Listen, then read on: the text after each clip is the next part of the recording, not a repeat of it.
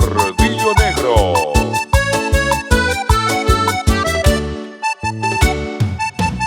Armindo González.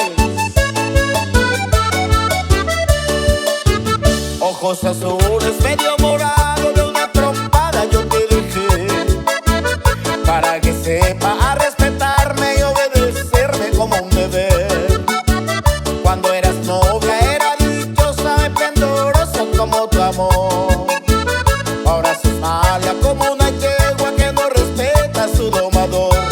Y la culpa la tiene mi suegra, que metida en todo lado está.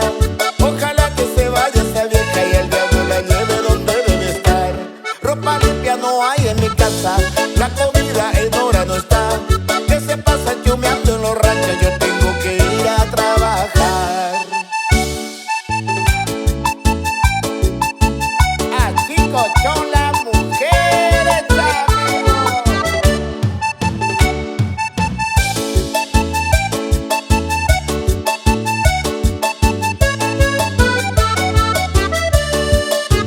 Esa caricia que yo te daba, ahora tu vieja no te dará. Cuando te tenga fuerza de risa, de mi berrenque te haga acordar. Yo te pegaba, vos me pegaba, tenía que pegarte para saber que al hombre bueno hay que respetarle y comprenderle como deber.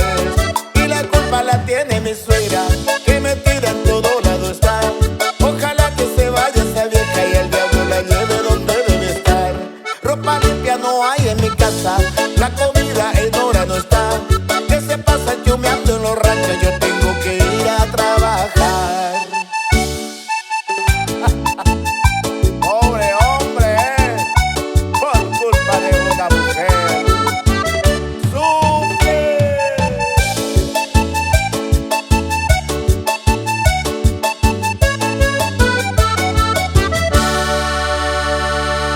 Hola, soy Armindo González, vocalista del grupo Tornillo Negro, y me gustaría que nos dejes un comentario para saber qué te pareció el video.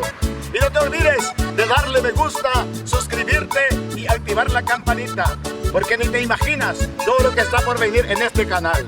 ¿Ya lo hiciste? Pues muchas gracias. Hasta el próximo video.